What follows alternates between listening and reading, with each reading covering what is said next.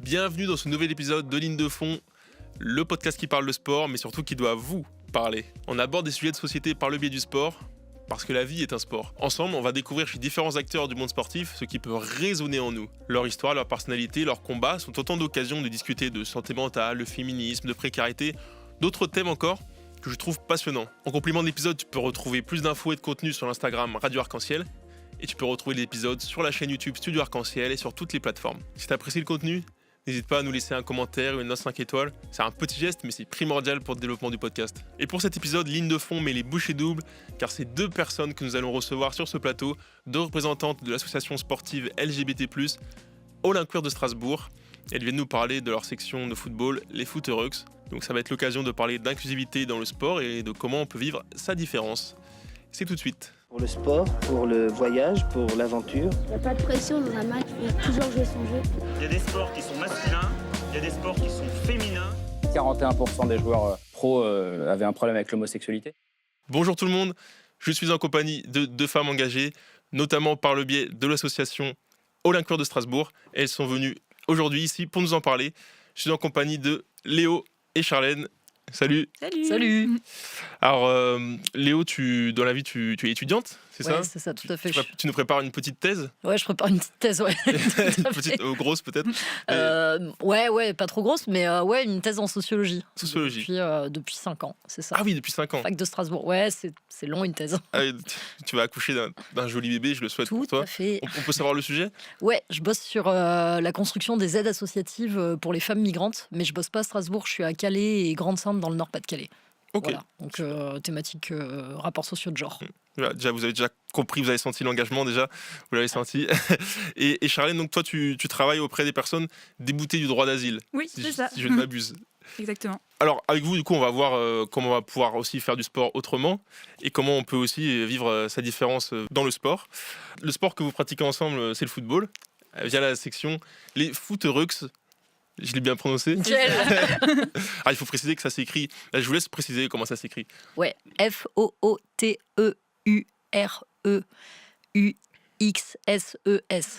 Alors, Charlène, alors, d'où vient ce nom en fait? Comment vous l'avez trouvé? C'était la question de faire du foot inclusif et du coup l'écriture inclusive, Eurux. Et on voulait pas que ça sonne heureuse en mode des femmes heureuses. Du coup, on était en mode foot Eurux avec un X. Voilà. Donc vous l'avez compris, tout le monde est inclus dans cette section. Ah, tout le monde, ou presque, puisqu'on va en parler ensuite. Et donc le club, il fait partie de la fédération sportive LGBT+, donc qui est une organisation nationale. Donc ça existe depuis 2023. Ouais. Notre club. Et il faut savoir que la fédération LGBT+, la fédération sportive LGBT+, a été reconnue d'utilité publique par le ministère des Sports, donc c'est quand même pas rien. Et donc vous, notamment sur Instagram, vous vous définissez comme une équipe de foot transpédéguine militante et anti-compétitive. C'est ça. Et basée à Strasbourg. Donc on va rapidement voir ce que ça signifie. Donc transpédéguine, en fait, tout simplement, pour donner la composition de l'équipe. Ouais. Donc toutes les femmes sont bienvenues, peu importe leur orientation sexuelle, et également toutes les personnes de la communauté queer. Donc pour faire simple, tout le monde est convié, sauf les hommes cis et hétéros. Les hommes cis hétéros. Donc petit rappel, cisgenre, pour ceux qui ne seraient pas familiers avec ces définitions, mais cisgenre, ce serait... comment vous définiriez cisgenre, vous? C'est une personne qui est née dans un corps dit mâle ou femelle, en gros, et pour qui cette assignation-là lui convient, en fait. Ça veut dire qu'il n'y a pas de problématique pour lui de se définir comme on l'a défini à la naissance.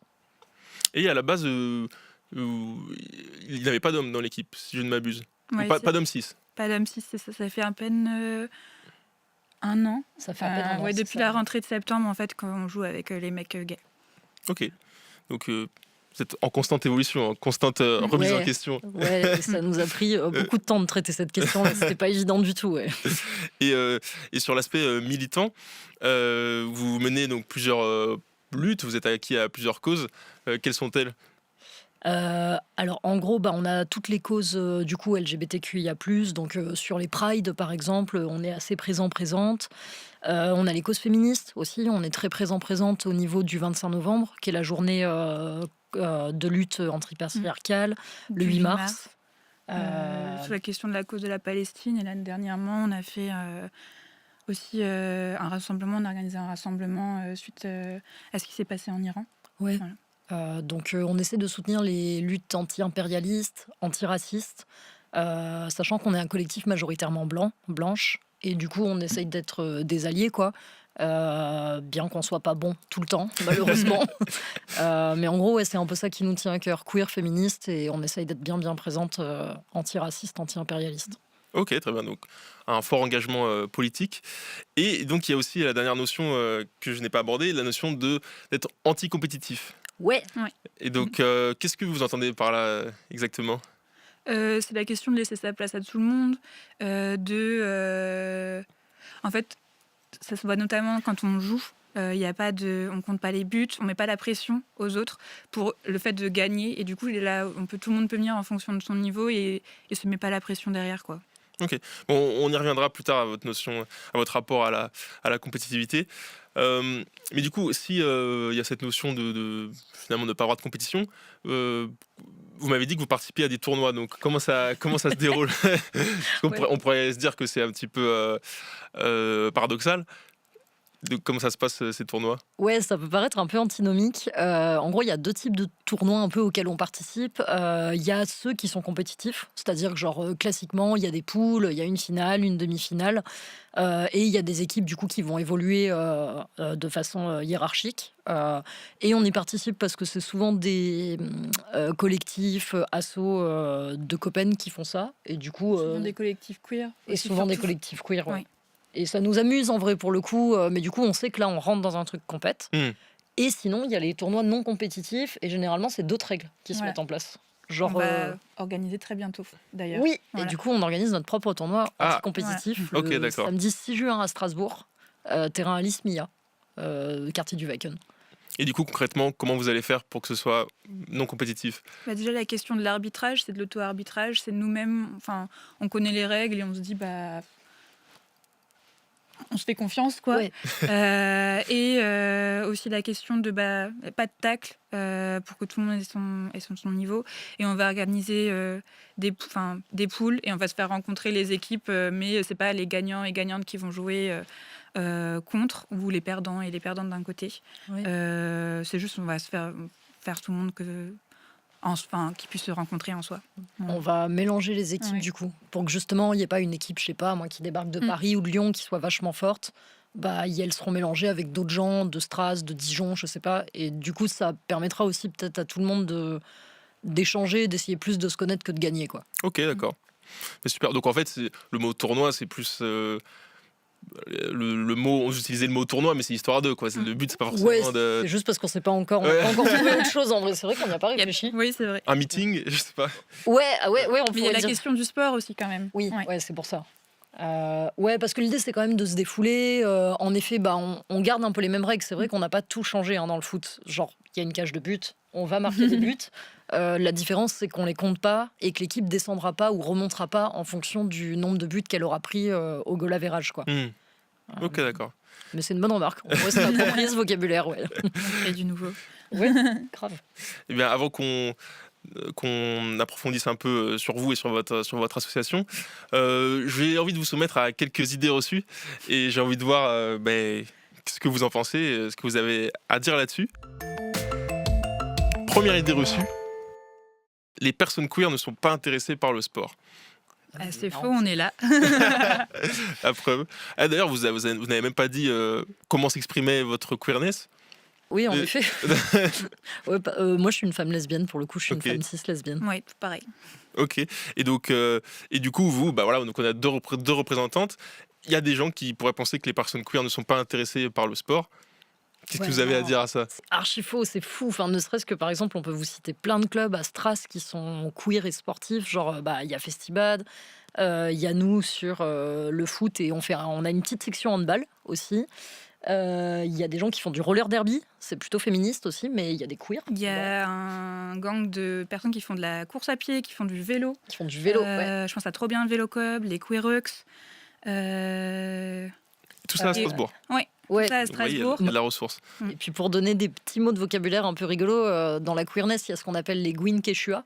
C'est genre des lesbiennes qui s'habillent plutôt en Quechua, en gros, et dans Et la qui sont hyper communauté, sportives. et qui sont méga Et il sportives. y a notamment, je pense, Alison Bechdel qui a écrit une BD là-dessus, et c'est son rapport en tant que personne queer au sport. Et où on voit que c'est vachement présent, et je pense notamment aussi, si on fait le nombre de personnes Gwyn out à la dernière, à l'Euro qui s'est passé en Suisse, c'est à peu près 30 à 40% de lesbiennes out dans le monde du sport et du foot, qui est quand même pas mal. Ça m'intéresse beaucoup, tu dis ça, parce que j'ai prévu justement de parler de l'homosexualité dans le milieu du football, qui est un sujet encore, on va dire, peu traité, on va dire, dans les médias, et on va dire, qui a peu avancé, surtout chez les hommes, je trouve. Mais on aura l'occasion d'en reparler. Deuxième idée reçue, le sport doit être neutre, pas besoin de créer des groupes spécifiques.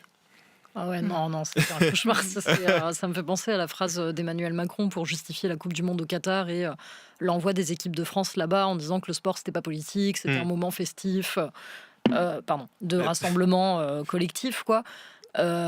Certes, mais en fait, le sport, c'est hyper politique et la neutralité, ça n'existe pas pour le coup. Et donc, en ce sens-là, on a besoin de créer nos espaces communautaires. Et c'est aussi pour ça qu'on peut s'intéresser au foot en tant que queer, parce que si on n'a pas ces espaces-là, c'est sûr qu'on va vite s'en désintéresser parce que c'est principalement masculin, capitaliste, il y a plein de thunes, il faut rentrer dans des ligues. C'est la question de créer des espaces pour nous et de se les réapproprier. Surtout la question du foot, qui est un sport hyper masculin en soi. Et la question de dire, en fait, on est légitime à faire ça aussi en tant que meuf, en tant que personne queer, et de créer des espaces pour donner aux personnes l'envie de faire ça et de leur dire que c'est possible, en fait. Je partage totalement votre analyse sur le fait que le sport, c'est politique. C'est très politique, le sport. Et pas que pour les queers, il y a plein de personnes bien sûr. qui, voilà, Souvent, les personnes handi, les personnes... je sais pas si on parle là-dessus, mais genre les personnes qui portent le hijab, les personnes trans... il y a plein de personnes qui sont enlevées, qui n'ont pas le droit d'avoir accès à ce milieu du sport, de par du coup leurs croyances religieuses ou par du coup leur... le fait qu'elles soient trans ou cis. C'est vrai que souvent le sport aussi, c'est un tremplin pour passer des messages.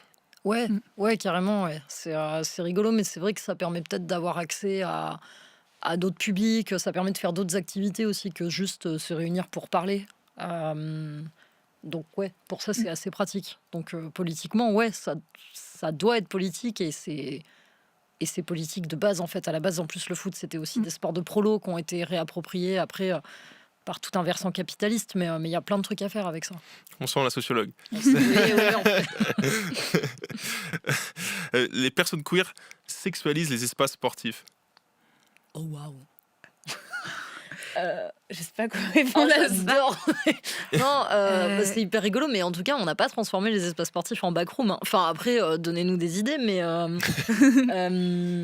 non, par contre, en effet, notre orientation sexuelle, c'est un drapeau politique, c'est pas que notre orientation sexuelle, d'ailleurs, notre genre, et tout ce qu'on a besoin de mettre en avant politiquement, mais je rebondis sur la question d'avant, on repolitise des espaces politiques, ça peut-être, mais les sexualiser, non.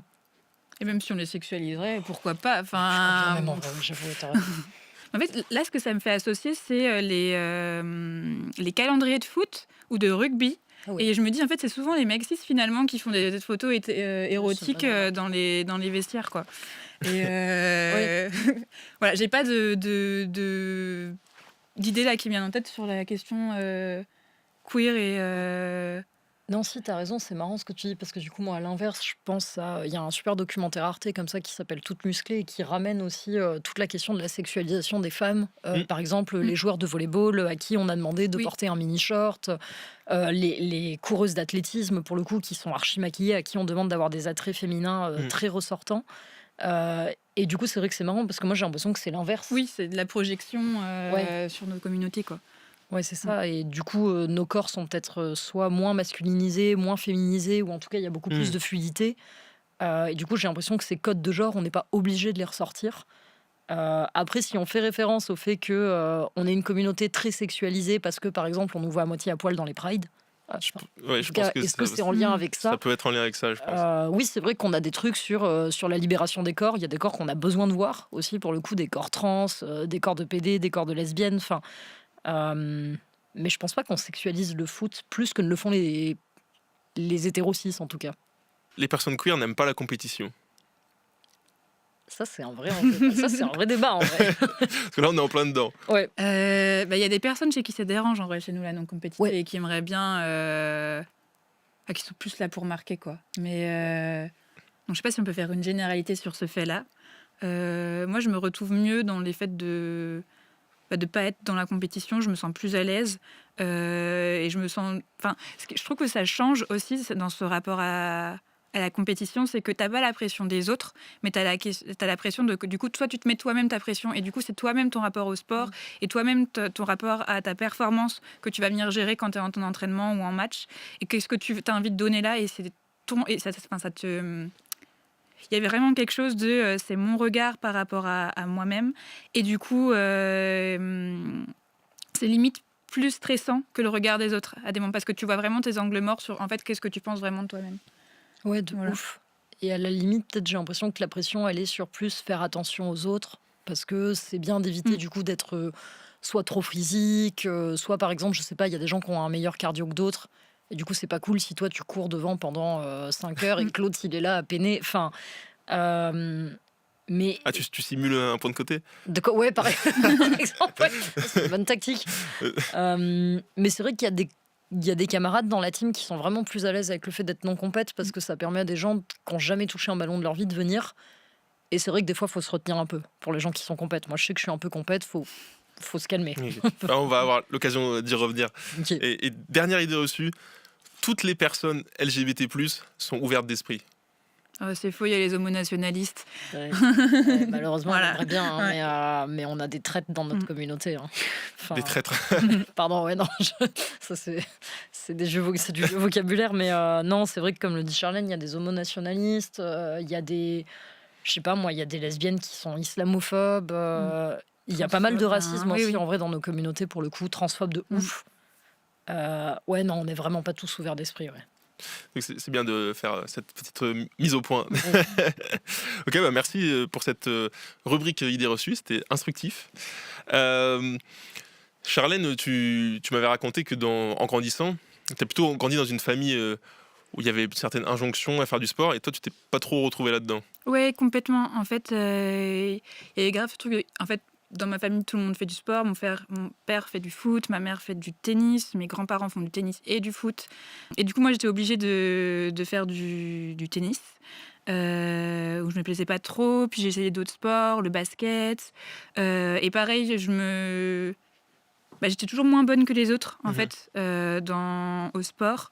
Et limite, je pense que je me forçais un peu à faire du sport pour mes parents et parce que c'est bien vu, etc. Et que c'est un truc de famille. Et du coup, c'est un truc que j'ai un peu lâché pendant des années quand j'étais au lycée et après, même pendant mes années d'études. Et c'est en revenant après mes études à Strasbourg que je suis allée au Footereux, que c'est vraiment...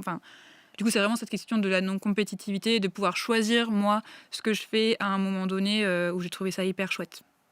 Et tu penses, là, les différents sports que tu as fait où tu t'y retrouvais pas, c'est que tu penses que finalement tu n'aimais pas tant le sport que ça, ou c'est plutôt le cadre qui a fait que ça t'en a dégoûté et t'as retrouvé un peu ce plaisir avec Et je me le suis déjà dit si... Je me suis déjà posé la question, est-ce que si les entraînements que j'avais faisais quand j'étais plus jeune, c'était comme les entraînements des Footereux aujourd'hui, est-ce que j'aurais grave kiffé le sport? Ouais.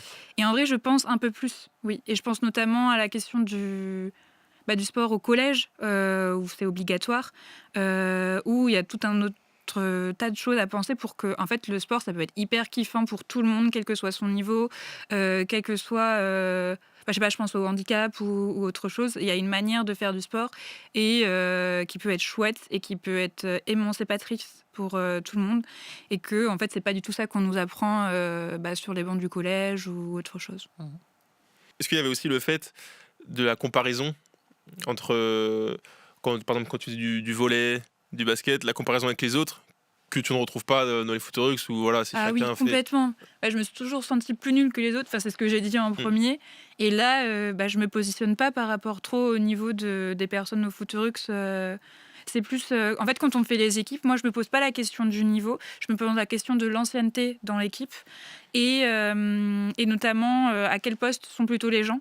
Pour essayer d'avoir, du coup... Enfin, en mode équilibriste sur les équipes. Voilà. Ok.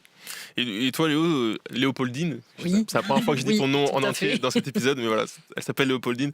Toi, tu étais déjà une sportive à la base. Ouais, moi j'ai fait du sport assez longtemps. Pareil, un peu comme Charlène, dans ma famille, c'était un peu un grand truc. Mon père, tennis, vélo, course, mon petit frère, rugby. Moi j'ai fait du cheval, ça va avec Léopoldine. Pendant 13 ans, j'ai fait un peu de tennis et puis j'ai joué au foot, mais pas en club pour le coup. Pourtant, j'estime avoir une famille cool, mais je pense que j'aurais été un garçon, on m'aurait peut-être plus orienté en club, à mon avis. Du coup, j'ai joué à la cour de récré en fait avec des copains quoi. Et j'aimais bien ça en vrai. Moi, j'ai eu de la chance de, je sais pas. En tout cas, le sport, ça s'est bien passé pour Ouais, t'as moi. toujours été branché sport. Ouais, un peu. Et puis, je sais pas si c'est le côté garçon manqué, comme on disait à l'époque, qui m'a facilité cette tâche-là.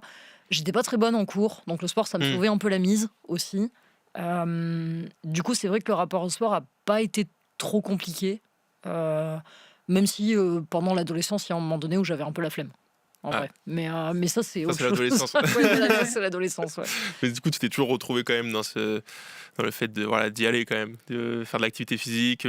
Toi, tu m'as dit que t'aimes la compétition quand même. Ouais, j'aime un peu la compétition. Ouais, j'ai été éduquée là-dedans, ouais, en plus. Ouais. Donc c'était bien aussi les Footerux pour moi, parce que du coup, ça me permettait vraiment de me confronter un peu justement à cette idée de compétition. Ça veut dire quoi? Qu'est-ce que tu as besoin de prouver? Et si tu jouais sans, qu'est-ce que ça changerait finalement? Et c'est vrai que c'est vachement plus détendant. C'est quand même hyper sympa. Et puis, comme disait Charlène, j'ai l'impression de moins me mesurer aux autres aussi, Mhm. ce qui était quand même beaucoup le cas du coup dans des cadres compétitifs. Mais c'est vrai que le sport, j'avais l'impression de pouvoir trouver un peu ma place, et notamment en tant que meuf, du coup de pouvoir trouver une place aussi qui me permette de bouger dans l'espace, quoi. Et ça, c'est vrai que c'était agréable dans la cour de récré, par exemple. Et dans vos pratiques sportives avant les Footerux, ou dans les différents clubs de sport où vous avez été, est-ce que vous avez vécu des discriminations dans le cadre de la pratique? Moi, je pense Pas pas. spécialement. J'étais pas out à l'époque. Et Ah oui. du coup, par rapport à ça, non. Par contre, en tant que meuf, je me souviens que j'ai fait un entraînement de foot quand j'étais enfant. Je devais avoir 5-6 ans. Il y avait que des mecs. Et ouais, et en fait, on devait changer avec les mecs, etc. Et en fait, ce qui fait que j'ai fait Ouais. un entraînement, le premier, et après, j'ai pas remis les pieds, quoi. Donc, je sais pas si on peut appeler ça de la discrimination, mais en fait, le fait qu'il n'y ait pas C'est d'espace surprenant quand même. pour les jeunes filles, ça fait que j'ai pas continué. Ouais, donc une mauvaise intégration, si on peut dire. Une très mauvaise intégration. Une intégration qui est pas pensée, en fait. Enfin, Ouais. c'est pas pensé. Pour le coup, pour venir de la campagne, il y a énormément de... Tous les petits villages ont un club avec des mecs, mais il n'y a aucune équipe de foot pour les meufs. C'est pas pensé. Enfin, voilà. Dans votre vie avant les Footerux, est-ce qu'il y a un événement, un souvenir qui vous a marqué dans votre pratique sportive? Ouais, mais ça remonte à loin, je pense, pour le coup. C'est vraiment... je sais pas, moi, en tout cas, ce qui me marquait, c'était vraiment dans la cour de l'école. Je crois que j'étais une des seules à jouer au foot. Et je me souvenais de mes copines qui avaient le droit d'avoir accès au terrain parfois. Mais c'était vraiment des cas exceptionnels. Je sais pas, quand les garçons s'étaient réunis en AG et qu'ils avaient décidé, on sait pas pourquoi, que du coup, les filles pouvaient y aller. Et du coup, d'avoir vraiment ce rapport un peu étrange de quand même de voir plein de filles, en fait, aux alentours de ce terrain où regarder finalement les garçons. Et du coup, de voir vraiment une démarcation des genres, en fait, dès un très jeune âge, quoi. Et toi, par contre, t'avais un accès VIP? Ouais, parce que je sais plus. Ouais, parce que du coup, je joue au foot. Ouais. Et j'avais eu le droit de venir dans l'équipe parce que je sais pas quoi. Pareil, ils avaient dû se réunir en AG, je sais pas. Mais du coup, ouais, je joue au foot et je joue au foot tout le temps. Du coup. Donc, je laissais pas non plus la place pour que, au bout d'un moment, on me pose la question de si oui ou non je pouvais réavoir accès au terrain, quoi. Tu t'es imposé. Ouais, on peut peut-être. Mais Et aujourd'hui, quelle importance a le sport dans votre vie? c'est devenu central un peu en vrai. Ah ouais ? Ouais, pour moi, ouais, pour le coup. Enfin, en tout cas, avec le foot. Avec les foot-rugs, Ouais. c'est devenu central. Je sais Ouais. pas si le sport, c'est devenu central, mais le sport au sein de foot-rugs, c'est quand j'y vais pas le mercredi, j'ai la FOMO, genre je me sens pas bien. Toi, ta pratique sportive, c'est les footerugs. C'est le mercredi avec les footerugs. Et c'est Ouais, tout. je fais du vélo aussi. Le vélo aussi, ouais. En tant que bonne Strasbourgeoise. Oui, bien sûr. Et non, des fois on se réunit avec des amis pour faire du badminton. Je fais beaucoup de rando, mais ça reste mon rendez-vous de la semaine, c'est les foot-rugs, quoi. Ah, c'est Ouais. beau. Si tu dis que limite t'es déprimé si tu vas pas, c'est qu'il y a un Ah oui, beau lien complètement. Ouais, j'avoue, c'est vraiment le. Puis en plus, on sait que généralement, après, on va boire des coups. Oui. Enfin, il y a tout La un lien troisième social. Ouais, c'est ça. Enfin, ouais. Et c'est mieux qu'un rendez-vous chez le psy, en fait. Ah bah, franchement, en vrai, pour le coup, ouais. Je pense ça- qu'il faut les deux quand même. Oui, bien Et, sûr. Oui, bien sûr. Allez chez le psy, c'est Ouais. important. J'y vais le jeudi soir, par exemple. Non, mais c'est vrai que ça fait du bien à la tête. Enfin, c'est prouvé scientifiquement que faire de l'activité physique, c'est un antidépresseur, en fait. Ah ouais. Et puis c'est marrant parce qu'on l'a remarqué chez plein de gens de la team qui sont pas forcément. Enfin, on est tous un peu avec nos emplois du temps à droite à gauche, on n'est pas tous hyper organisés. On a remarqué qu'il y a quand même plein de gens pour lesquels le mercredi soir, c'était pas négociable, quoi. Justement, on a parlé de la compétition tout à l'heure. Donc, vous, vraiment, là, si vous me dites, vous, c'est quoi votre opinion de la compétition ? Est-ce que vous pensez que ça a plutôt des effets néfastes ? Comment vous voyez ça ? Je pense que ça peut avoir des bons effets aussi, le fait de se dépasser. Après, je pense qu'il faut un peu de tout. Il faut surtout. Enfin, vu qu'on est tellement dans un monde où c'est compétitif et on nous demande d'avoir de. Je perds un peu mes mots, mais de la productivité par rapport à ça, etc. Le fait de venir penser la non-compétition aussi, c'est une alternative. Et mon rapport, c'est qu'il faut un peu de tout pour que tout le monde y trouve son compte, quoi. Ouais. Et toi, Léo, qu'est-ce que tu vois de mauvais dans la compétition ? Moi, j'ai vraiment l'impression que ça révèle des comportements chez nous qui peuvent ne pas être ouf. Enfin, par exemple, je sais pas, moi, il y a une équipe qui, même si on compte pas les points, on le voit bien qu'elle prend plus de buts que l'autre. Et du coup, ça peut révéler le fait qu'il y a des gens qui s'énervent hyper vite. Et on l'a tous, ce sentiment de seum, hein. Franchement, je vais pas mentir. Moi, ça m'arrive d'avoir le seum, de me dire, bon, on n'arrive pas à se faire des passes, ça fonctionne pas collectivement. Mais j'ai l'impression qu'avec la compétition, on aurait le droit de râler très fort, limite d'insulter les gens. Enfin, moi, j'ai vu je sais pas combien de matchs avec des gens qui s'insultent, des joueurs qui partent. Et ça, c'est vrai que ça arrive pas parce que j'ai l'impression qu'il y a un moment donné où tu redescends, t'es là, bon, vas-y, c'est un match de foot. Ouais, c'est ça, c'est ça. Enfin, ok, j'ai le seum, mais dans ces cas-là, faut rediscuter. En fait, le problème, c'est pas tant de marquer des buts, c'est comment est-ce qu'on fonctionne collectivement. Du coup, en vrai, je vais être honnête, j'ai quand même l'impression que de manière générale, ça amène pas des bonnes choses. Même si je pense qu'il y a un petit pourcentage de essayer de se dépasser pour soi, qui est vraiment cool et qu'on peut trouver dans d'autres sports aussi. Ça peut être la course, ça peut être la piscine, enfin qu'importe. Nous aussi, on a envie de courir. En vrai, nous aussi, on a envie d'être à donf. Juste, on n'a pas envie de s'embrouiller pour une balle dans la lucarne, quoi. Ok, donc pour vous, ça apporte plutôt des problèmes que des vertus. Ouais, moi je pense que je partirais plutôt là-dessus si je devais faire un pourcentage. Ouais. Tu nous donnerais quel pourcentage ? Pardon. Je te lance la patate chaude. Je sais pas, on va dire 80-20%, mais. Oh, waouh ! Ah oui. Ouais, d'accord ? j'aurais dit 70-30. Ouais, Ah. on est sur les mêmes bails, ouais. Ouais, on est sur les- 75-25. Voilà, ouais, c'est ça. Ouais, pareil. Ok. Et pourquoi avoir choisi, pour vous deux, pourquoi vous avez choisi de mêler votre sport avec votre engagement politique ? Ou votre engagement politique avec le sport, je sais pas dans quel sens ça va pour vous. C'est d'abord, vous avez d'abord envie d'être engagé dans une association avec les luttes dont on a parlé, le féminisme, anticapitalisme, antiracisme, etc. Et après vous vous êtes dit, allez, on va faire une section foot. Ou c'est l'inverse, c'est d'abord l'envie de pratiquer du sport dans un milieu safe. Moi, je pense que c'était plutôt le fait de vouloir pratiquer du sport et de rencontrer du monde, surtout.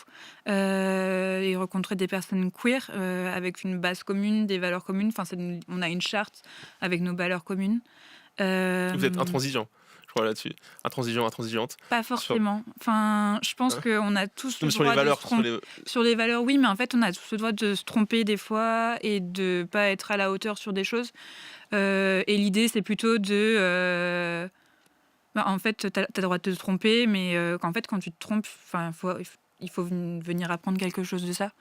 Moi, de base, je voulais un un lieu de sociabilité queer et faire du sport. Du coup, je suis allée rentrer au foot Rux. Et c'est après que la question de militantisme et sport s'est liée.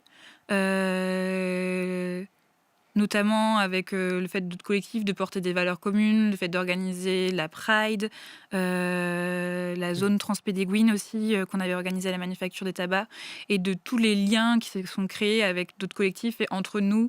Et finalement, je vois le militantisme dans le sport de par le fait de la compétitivité, le fait de nous donner des espaces et de venir en fait repenser tout un tas de choses que je pensais pas qu'il était possible ou que je connaissais avant de rentrer au Futurux en fait.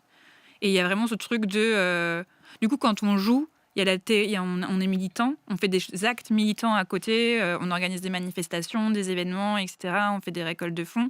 Mais il y a vraiment ce truc quand on joue, quand on fait du sport, c'est une pratique militante par la non-compétitivité, parce que fait qu'il y a des personnes qui peuvent porter le hijab et qui viennent et qui peuvent jouer au foot, alors que c'est pas le cas dans la compétition, parce qu'il y a des personnes trans qui viennent et qui, pareil, peuvent jouer, et c'est pas le cas notamment, les personnes trans sont interdites de compétition autrement, quoi. Pour vous, sport et engagement, ça va de pair, quoi. Ouais. Mais j'avoue. Parce que sport et exclusion, ça va aussi de pair. Ouais, de voilà. ouf. Oh, belle réponse. Bravo.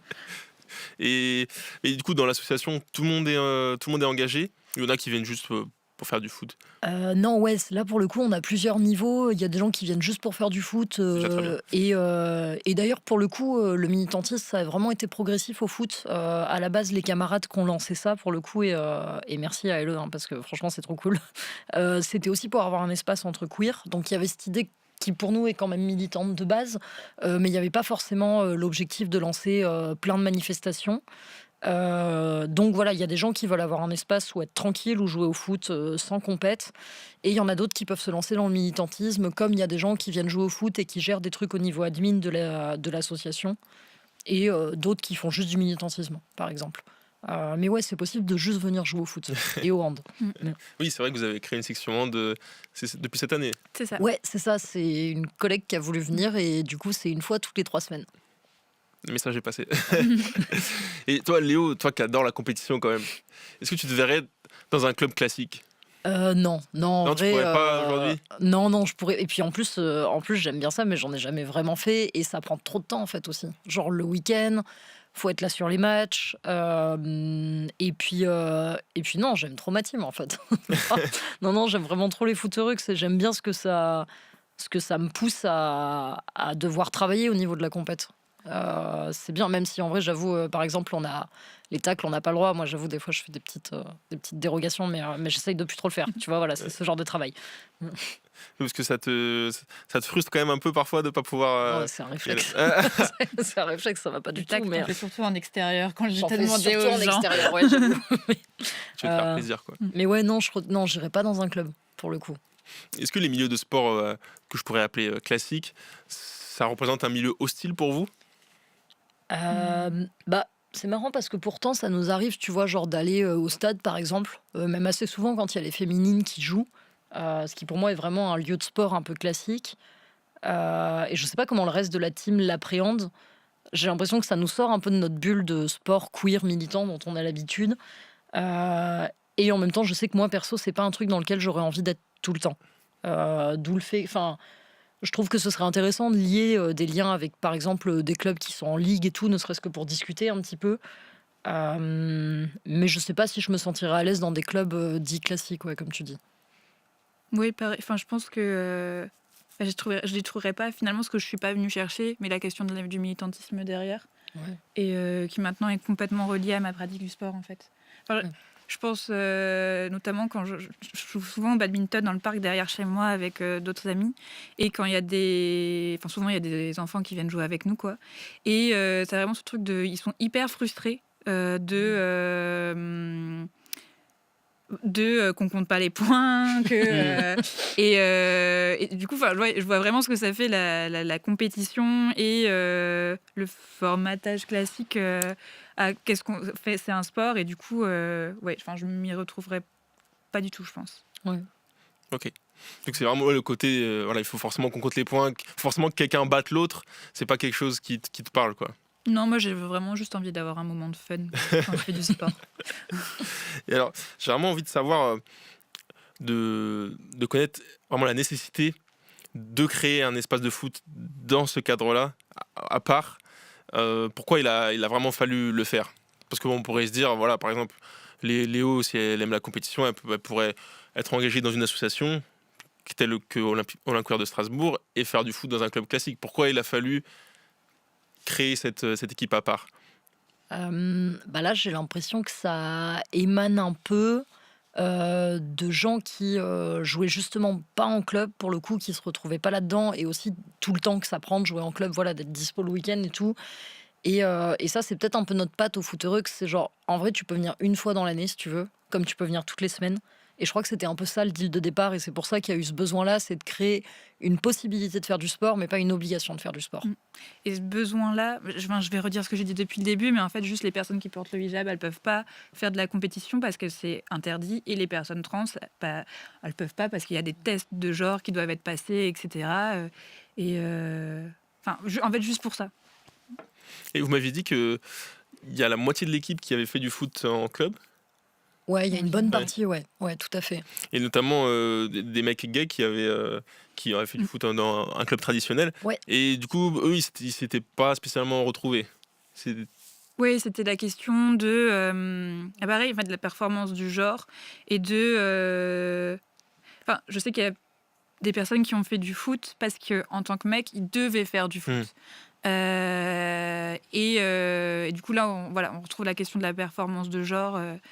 Et ouais, ils se retrouvaient pas là-dedans, alors que là, en fait, on a complètement un autre rapport au sport. Il n'y a pas de performance de genre. C'est vraiment la question de Judith Butler de venir performer quelque chose qui a été introduit par association et de répéter en fait cette chose-là. Et c'est pas quelque chose qui est mis en avant chez nous. Ouais. En fait, c'est la question du football masculin et le rapport du football masculin à l'homosexualité, parce que moi j'ai l'impression que c'est une question qui n'avance pas. Ouais, c'est Et la galère. Ouais. on va dire, au XXIe siècle, il y a quelques personnes qui se sont exprimées par rapport à ça. Il y a notamment Patrice Evra. Alors Patrice Evra, c'était pas par rapport à l'homosexualité, mais c'était plus sur la toxicité des vestiaires de foot masculins. Après, il y avait un joueur comme Vikesh Dorassou qui lui est vraiment engagé pour la cause par rapport à l'homosexualité, à l'homophobie dans le football. Ouais. Et justement, pour savoir si vous aviez recueilli un peu des témoignages de garçons dans votre équipe, est-ce qu'ils étaient out quand ils jouaient dans leur club? Je sais pas si c'est une question d'être out ou pas, mais c'est une question de est-ce qu'on t'associe à quelqu'un de gay? Est-ce que tu es efféminé? Est-ce que tu parais efféminé? Et ça, souvent... même ça, c'est un problème. Même ça, c'est un problème. C'est une ode à ce que c'est être un mec, un vrai mec, quoi. Et c'est vraiment la suspicion de l'homosexuel, quoi. Que en fait la personne soit outée ou pas du tout. Les autres vont le faire pour elle. Hétéro En ou fait. pas. Et qu'elle soit hétéro ou pas, ouais. Donc non. Et puis c'est vrai qu'au niveau sportif, il y a vraiment, comme disait Charlène, comme il y a ce besoin de performance et de virilité, du coup, il y a tout de suite la question de si tu performes pas, c'est sûr que t'es pédé en fait. Et du coup, ça veut dire que potentiellement tu peux te faire bisuter dans le cadre du sport. Et ça, du coup, ça rend la pratique sportive vachement plus trash, notamment avec la question des vestiaires. Et je pense notamment au slogan des ultras. Le plus souvent, c'est le nom de la ville, genre Paris, on t'encule. Et ça, c'est complètement homophobe, quoi. Dans la culture ultra, leur plus grand, un des grands slogans, c'est juste de l'homophobie, quoi. Ouais. Et eux, est-ce qu'ils ont ressenti un climat homophobe dans leurs équipes? En tout cas, les récits qu'on a un peu eus, c'était vraiment cette question de la suspicion, quoi. Genre, c'est qui est PD, et puis PD, c'est une insulte de toute façon, donc un peu comment faire pour ne pas le montrer. Et surtout, sois pas avec nous dans les vestiaires, parce que tu vas nous mater, quoi. Ouais. Donc il y a de l'insécurité chez les personnes hétéros, en fait. Ouais, c'est ça. Ouais, en tout cas, les récits qu'on a eus, que ce soit des récits pas cool ou des récits de blagues, c'est vraiment ça. Au secours, il va avoir envie de me pécho. Et ce qui répondent à chaque fois, c'est généralement la même chose. C'est genre, mais non, en fait, j'ai pas envie de me taper tous les mecs du monde. N'importe quoi. Et puis, l'homophobie, c'est pas bah, ça attire pas, quoi. Ouais, ouais. Ah ouais. C'est vrai que moi, pour avoir déjà été à l'université dans des classes très masculines, avec notamment du coup forcément pas mal de footeux, parce que Ouais. le foot c'est le sport numéro 1 en France. C'est vrai que j'ai pas senti que s'il y avait un garçon homosexuel, j'ai pas senti qu'il aurait pu s'assumer dans la classe, s'exprimer pleinement, quoi. Ouais, malheureusement, je pense que c'est encore pas du tout les espaces pour ça. Et puis il y a vraiment cette question du vestiaire qui est hyper enfermant, mais même au collège, quoi. C'est vrai que pour plein de mecs homosexuels, quand tu recueilles un peu des témoignages, les vestiaires, le sport au collège, c'est un cauchemar. Enfin, parce que c'est vraiment le seul moment où du coup tu es tout seul face à tout le reste de la classe, dans un lieu fermé, Ouais. potentiellement sans une partie de tes habits. Enfin, ouais, c'est Ouais, c'est assez vrai que c'est terrible. dur. C'est vrai que le collège c'est dur. C'est vrai que quand je repense au collège, je me dis en fait c'est presque au collège qu'on apprend l'homophobie. Ouais. Parce que on se construit, il faut qu'on fasse un peu les durs, etc. Et il faut surtout pas être un peu sensible, efféminé. Ah ouais, non, ça c'est pas possible. Oui. Ah ouais, Ouais, complètement. j'ai senti que tu voulais dire quelque chose. Non, j'ai un truc qui m'est revenu, mais j'ai plus exactement les noms des personnes. Mais en fait, je crois qu'il y a 3 semaines, il y a un arbitre qui a fait une demande en mariage à son compagnon, du coup. Ouais.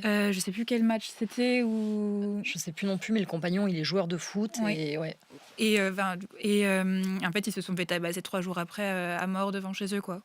Enfin, Dans le milieu amateur ou non, Non, dans le milieu pro, pour le professionnel. coup, ouais. Dans le Et milieu pro. ouais, au-delà de la petite homophobie du collège, en fait, juste, les gens sont tabassés à mort, quoi. Enfin, Ouais. ça va loin. Puis Wow. c'est des trucs tout cons, mais en effet, si on repart un peu sur le milieu pro ou quoi, c'est. Moi, je repense à ça, la Coupe du Monde de football de 2018, avec la France qui refuse de porter le brassard parce que c'était pas les règles du Qatar. Alors qu'en fait, c'est pas la question, ils le portent pas en France non plus. Enfin, et il y a vraiment peu de joueurs, et même de joueuses, hein, pour le coup, parce que là, pour le coup, on parle des hommes, mais l'équipe de France féminine, elle le porte jamais. Ah oui. Ouais, quasiment pas. Ouais, ils préfèrent le drapeau, justement, ils n'aiment pas le drapeau. Ils préfèrent le truc égalité. C'est ça, le voilà. brassard rouge. Ouais. Et ça passe sous les radars médiatiques on préfère le brassard égalité. On En fait, préfère c'est le un- brassard et de l'égalité, et surtout là, à l'Euro, la FIFA, elle s'est dit « Ah, mais en fait, on n'en avait pas ». Du coup, les Dégommeuses, qui est un club de foot militant queer basé sur Paris, c'est un peu les pionnières, ouais, voilà, dans ce en France. milieu-là. Et bah, du coup, elle leur en a envoyé un. Mais du coup, ils ne les ont pas porté par la suite Ouais. non plus. Ouais. C'était le brassard pour les capitaines du coup. Oui, c'est Ouais, ça. c'est ça. Ouais, exactement. Parce que bon, on va être clair, hein, le problème qui se pose en général, c'est des problèmes de religion, de conviction religieuse. Mais si par exemple la capitaine n'a pas une religion particulière, pourquoi elle pourrait pas le porter? En tout cas, ça n'a jamais été évoqué, la question de l'association religion-brassard. Jamais. Et puis d'ailleurs, pour le coup, nous, dans la team, on a des personnes qui sont croyantes, que ce soit catholiques, musulmanes. La question de la sexualité, pour le coup, ça doit être un enjeu, mais de fait, elles sont quand même avec nous. Donc, enfin, même ça, pour le coup, ce serait assez incompréhensible qu'il y ait un lien entre les deux, quoi. En tout cas, pour ce qui est parce qu'il y a eu le même problème en Ligue 1 chez les Oui. hommes, pour ce qui est de la Ligue 1, c'est ce qui semble poser le plus problème, Oui. visiblement. Donc, Mais c'est vrai que c'est une question qui semble insoluble pour l'instant, mais ouais. Et il y a pas un travail qui est fait de la part de la FIFA en plus. Pour le coup, il y a pas je sais pas, mais même des formations pour les joueurs, quoi. Ou pour Ouais. les joueuses là-dessus. Peut-être il manque de thunes pour les formateurs. Je sais pas. Et est-ce que vous pensez qu'avoir un club de sport queer, ça peut aider les personnes queer à se remettre au sport? Puisqu'il y a tout un rapport au corps à s'approprier. Ouais, en vrai, enfin moi je sais que j'y suis retournée par exemple pour me remettre au sport, et puis comme dit Charlène, pour trouver des potes aussi. Mais j'ai l'impression que j'étais pas la seule dans ce mouvement-là, de se dire voilà, j'ai un peu essayé tel ou tel sport dans tel club, ça a pas trop marché. Peut-être qu'entre queer, ça va être plus cool. Et du coup, voilà aussi, ouais, comme tu dis, se réapproprier un peu son corps. J'ai l'impression qu'il y a un petit peu cette démarche-là quand même, et que ça prend. Ce que vous m'aviez dit, et souvent, ouais, quand on fait des activités entre personnes LGBT, c'est aller au bar, mais sauf qu'il y a peut-être Autre chose, Ouais. ouais. il y a peut-être aussi des choses plus saines à faire que forcément. Alors, on n'est pas obligé de boire de l'alcool quand on est au bar, Oui. hein, je le précise. Non, bien sûr, mais ça va souvent de pair, en Ouais. effet. Et c'est vrai que le milieu LGBT, il est aussi très associé au monde de la nuit, au monde de la Ouais. fête. Et en fait, il y a plein de gens en queer qui se retrouvent pas du tout là-dedans. Et du coup, l'idée, c'est aussi de proposer d'autres activités. On a aussi un pôle qui est très engagé sur le cinéma, par exemple. C'est Charlène qui gère beaucoup ça. Donc, on essaye un petit peu d'aller au-delà de le simple bar. Même si on va pas se mentir, on y est souvent. Hein. Ah, Mais c'est bien aussi, c'est ce qu'il faut. Voilà. Bar après le sport. Mais c'est bar ça, après le sport. troisième mi-temps. Ouais, exactement. Et la bière encore meilleure après avoir joué au foot. Bah ouais. Est-ce que du coup, ça peut être aussi une manière de les personnes qui sont attirées pour faire une pratique sportive, d'après les amener à s'engager dans une cause, parce que peut-être que le fait de s'engager, ça permet aussi de s'affirmer. Ouais, franchement, j'ai l'impression qu'il y a des gens qui sont en effet venus pour jouer au foot et puis qui, en fait, le lien entre sport et militantisme, ça les intéresse de base. Si on prend par exemple la question de boycotter les Jeux Olympiques ou boycotter la FIFA, bah, en fait, c'est des choses qu'on pris tout de suite, qu'on ait un fond d'engagement militant ancien ou pas du tout, en fait, parce que c'était forcément des questions qui les touchaient de, voilà, ça se joue au Qatar, le processus de construction du stade a été dégueulasse, ou alors c'est les JO, il y a des personnes exilées et réfugiées qui ont été expulsées de leur Des centre, étudiants, ouais, enfin, ou des étudiants, et ça, du coup, le lien avec le foot, ça permettait quand même que ce soit un peu plus facile pour l'engagement. Est-ce que vous avez vu une évolution chez certaines personnes, ou même vous, des personnes qui, quand ils sont arrivés au club, et qui se sont transformées, qui se sont épanouies? Est-ce qu'il y a des belles histoires à raconter? Il y en a plein. Ah bah tant mieux.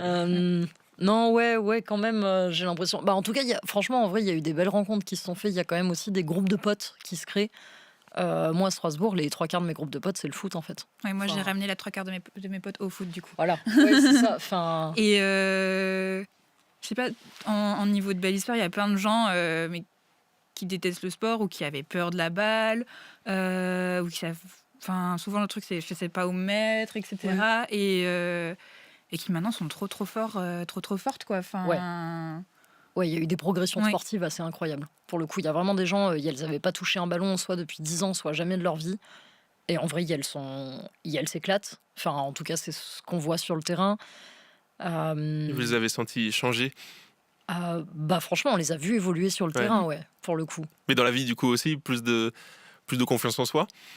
En tout cas, ouais, si jamais les footeux, ça arrive à permettre à des gens d'avoir plus confiance, soit en leur corps, soit en leur capacité sportive, soit en leur capacité à tisser du lien aussi avec des gens, juste ça. Bon, en vrai, on a tout gagné. Pour Ouais. moi, ça me va. Puis ça permet de se dire aussi, de pas s'interdire en fait de pratiquer du sport, de dire oui, moi aussi j'ai le droit Ouais, de sortir, aller sur un terrain, d'aller comme je suis, parce que peut-être qu'on peut se brider parfois. ah oui, carrément. Ouais, je pense qu'il y a plein de personnes qui sont arrivées là, qui se bridaient avant, pour le coup. Ça veut pas dire qu'on est parfait. Hein. Là, en Non, vrai, non, on mais- décrit un super truc. Je pense que malheureusement, on rebride des gens aussi, des fois, dans des comportements qu'on peut avoir. Peut-être qu'on bride des gens qui sont hyper compétitifs aussi et qui ont l'impression de ne pas pouvoir assez se défouler chez nous. Mhm. Voilà, enfin, je pense qu'on a aussi plein de trucs à apprendre. C'est parce que vous essayez d'être bienveillant et bienveillante au maximum. Ouais, on Quand même, essaye, ouais. ouais. On essaye. On essaye. Ça marche pas toujours, malheureusement. Enfin voilà, on a déjà eu des discussions avec des copaines qui me disaient bah c'est vrai que moi des fois je me sens un peu frustrée. L'une des problématiques qu'on a régulièrement, c'est genre j'évolue jusqu'à un certain niveau et après j'ai l'impression de stagner. Mm.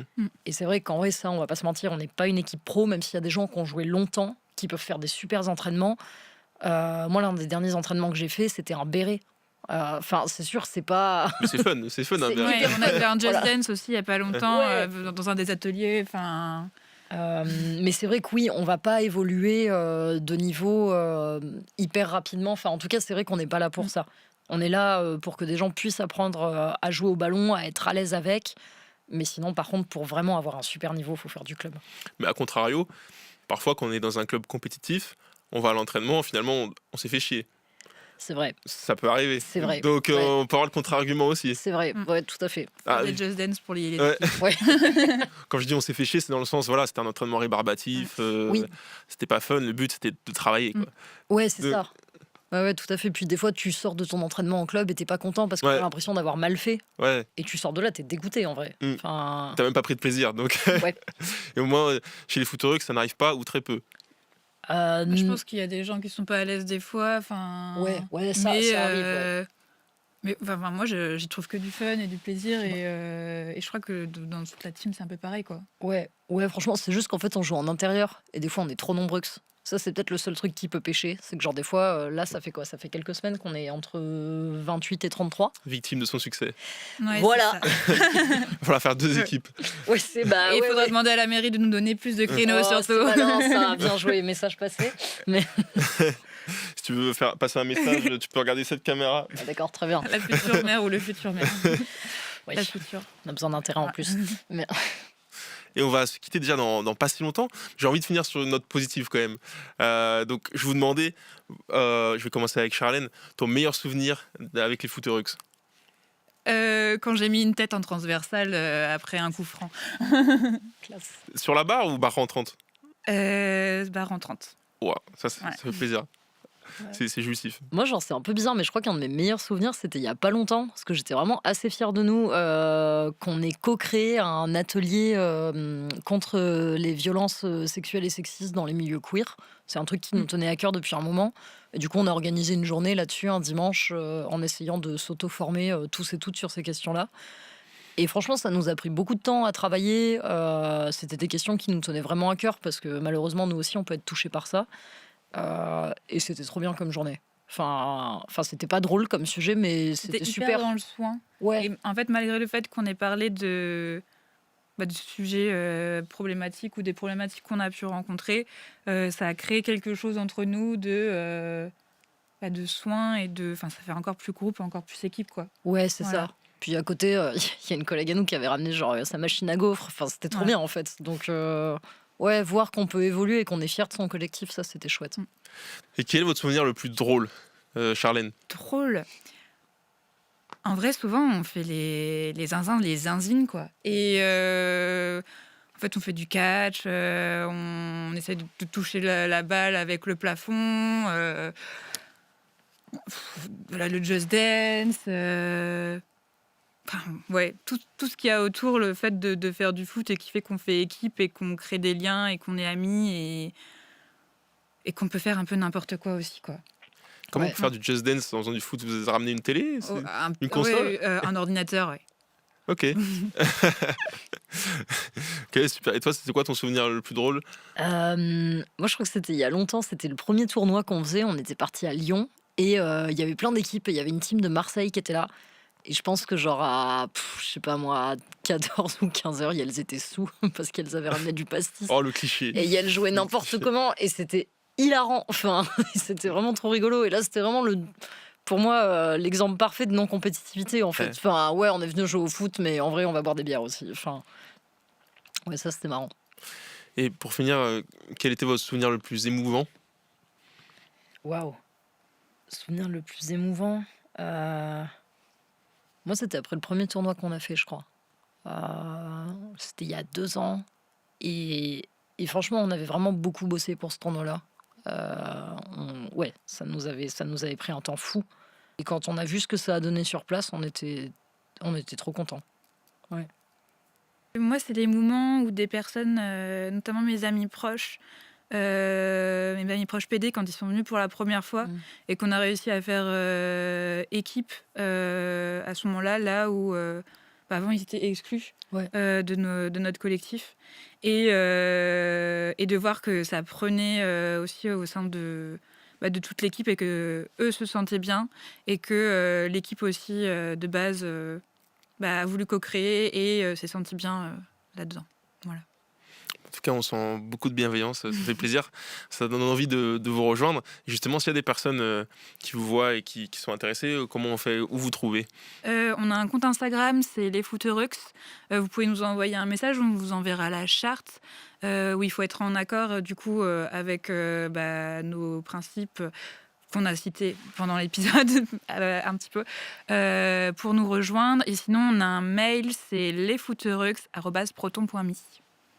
On répond assez vite, généralement. N'hésitez pas, on accueille tout le monde toute l'année. On s'en fout, il n'y a pas de date de rentrée, de machin. Voilà. Même le calendrier est inclusif. Exactement. Exactement. On joue juste pas en été parce que c'est fermé. Ok. Et qu'est-ce qu'on peut souhaiter aux Footerux pour le futur? Là, je pense, je sais pas, un beau tournoi. Ouais. Peut-être une belle organisation de tournoi pour le 6 juin, là. Du monde à la soirée qu'on organise le 9 avril. 11. 11 avril. Ouais, samedi 11 avril. Ah ouais, venez, ça va être super. Il y a du Just Dance, du coup, encore une fois. On est reparti là-dessus. Quiz de culture queer, Tomboy là, Ouais. et des DJ sets de super personnes. Ouais, et puis qu'on vive longtemps. Oui. On a envie de rester. Oui. On peut mourir tranquille, mais le plus tard possible. Parce que Exactement. vous avez la rêve, rêve footballistique. Ok. Exactement. Bah, merci beaucoup. J'ai passé un bon moment avec vous. Merci, Ouais, merci, à toi, c'était pareil. trop chouette. C'était super. Super, j'ai trouvé ça passionnant. Et bah, merci beaucoup d'être venu nous parler. Et on se retrouve bientôt pour un nouvel épisode. Et merci beaucoup de nous avoir écoutés dans Ligne de Fond. Suis l'Instagram Radio Arc-en-Ciel si tu veux accéder à plus de contenu. Et abonne-toi à la chaîne YouTube Studio Arc-en-Ciel. Tu likes, tu commentes, tu partages, tu fais ce que tu veux. Et on se retrouve pour un nouvel épisode. Ciao!